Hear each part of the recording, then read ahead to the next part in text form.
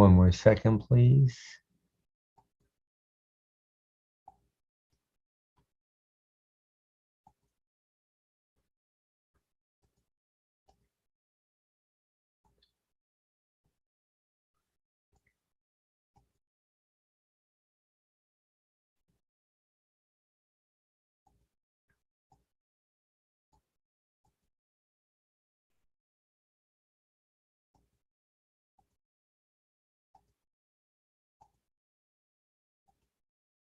Here we go, folks.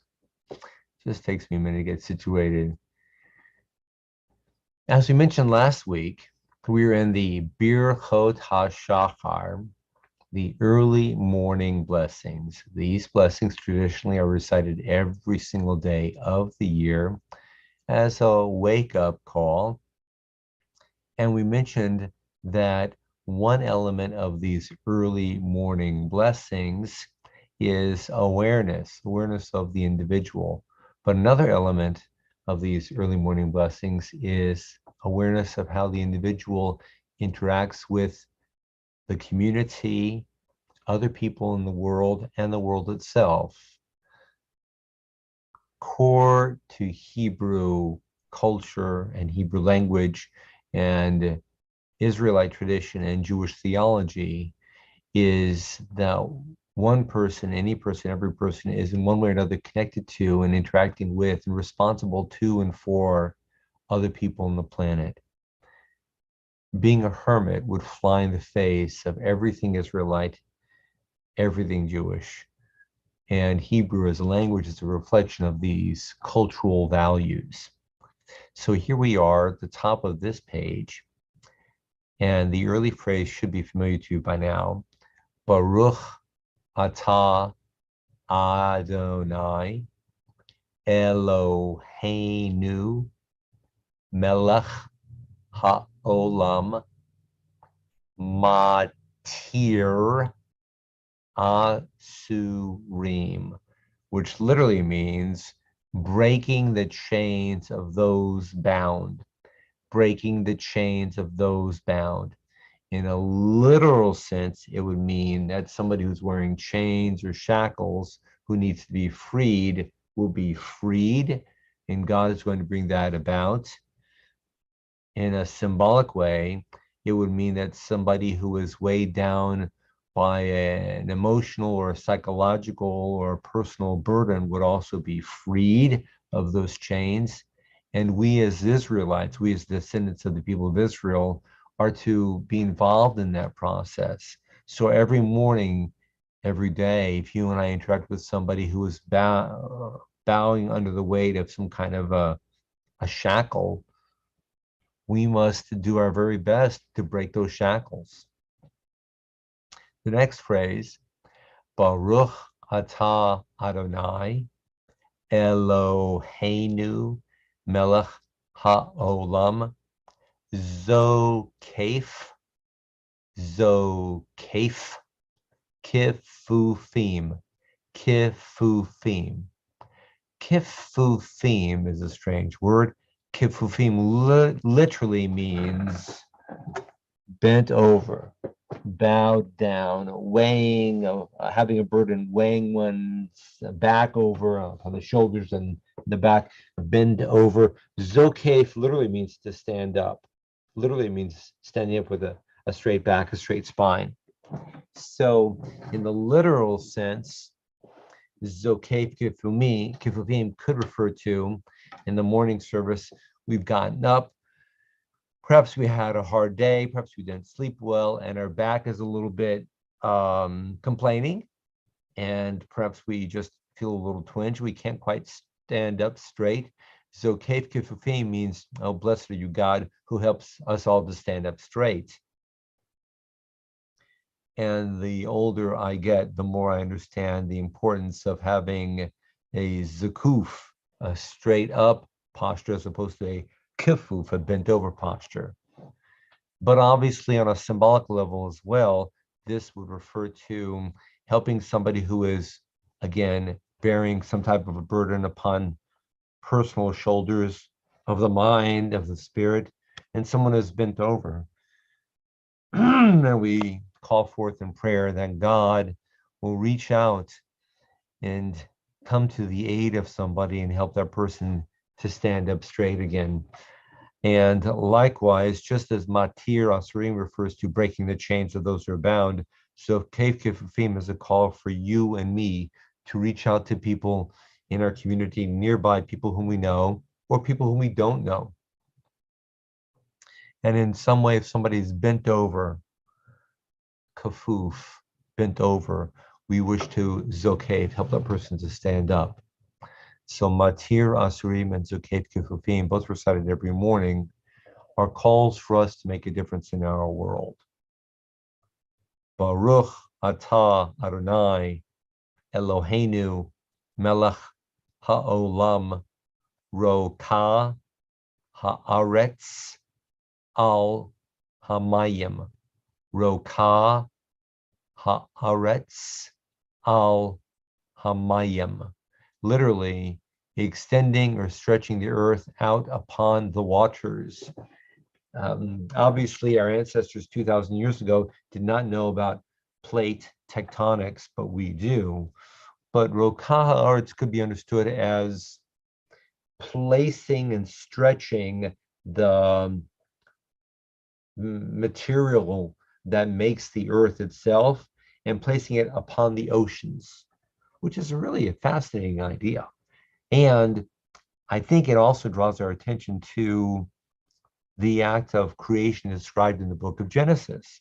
So every morning, just after you and I, pardon me, have reminding ourselves of how God interacts with those who needs to have shackles broken or helping to stand up straight. And obviously we have a concomitant responsibility to assist. We're also reminded that the world is here for us, for our shared benefit. The next blessing.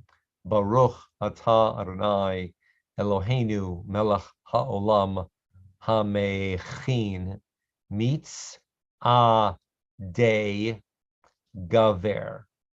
Hamechin mitz adei gaver. Once more. Hamechin mitz adei gaver. Mitz adei gaver. Hamechin literally means to place or to arrange. Mitz adei, the footsteps, gaver, of a person.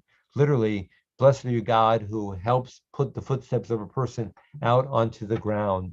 So we could think of this as being able to exit our homes and walk out and be the the first people on our block, or certainly from our family, let's say, taking a walk, taking a stroll down the sidewalk or down the street.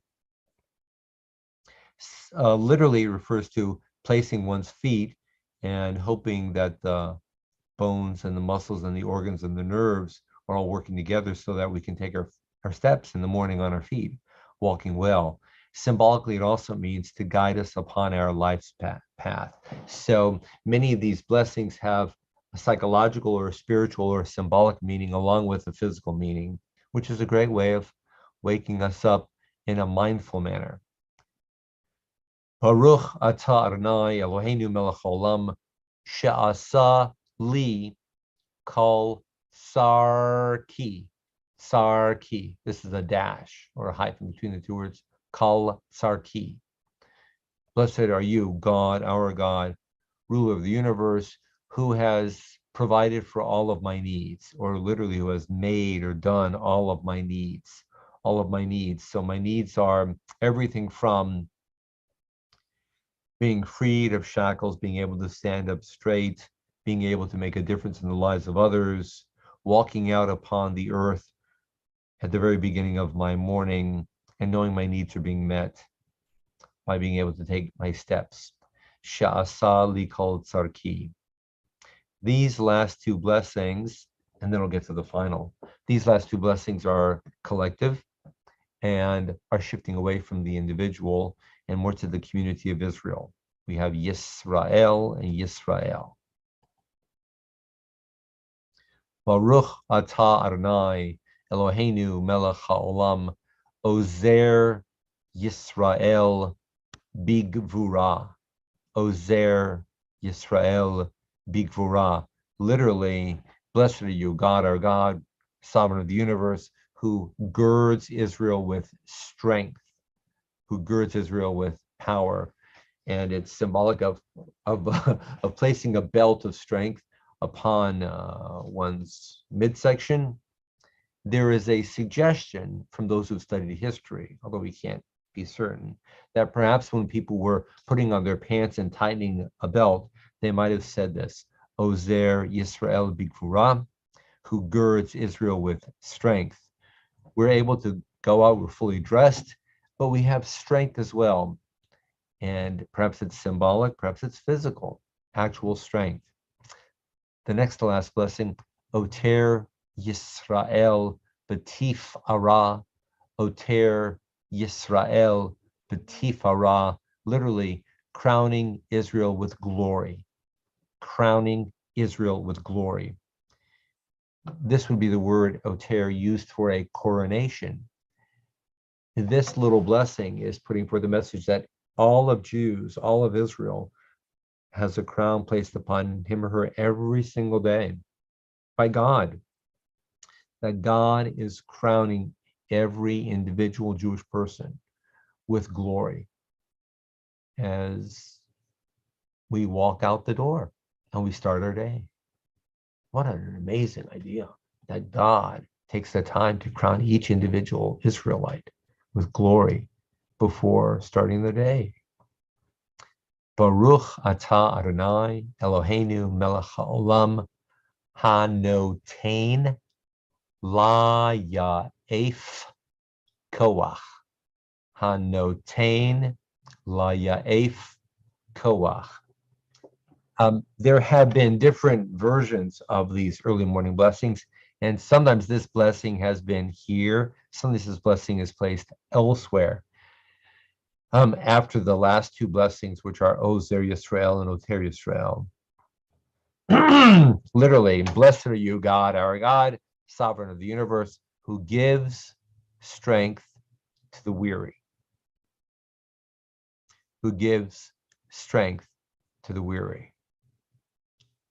It's strange to speak of being weary a few minutes after having awakened and made plans to get dressed and to start walking out the world and beginning our day.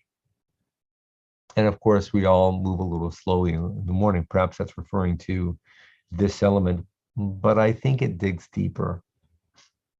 You and I start our day, and sometimes we have enough energy to go through the challenges and to meet the perhaps obstacles of the day. And sometimes we feel drained or even exhausted even before we've started our morning. Interestingly, as we begin our day, we've finished all the early morning blessings. We offer a blessing of gratitude to God for giving us strength to address being exhausted. It interests me that the blessing does not say, blessed are you, God, for giving us rest when we are exhausted. It's strength to continue on, even in the face of being exhausted. We don't always get the rest we need. If we can see ourselves as being blessed with the strength necessary to overcome challenges, perhaps that'll be enough. It certainly is a blessing. I'm grateful to you for joining in, and we'll continue on next week with a little bit more Hebrew. I do hope that you practice this segment.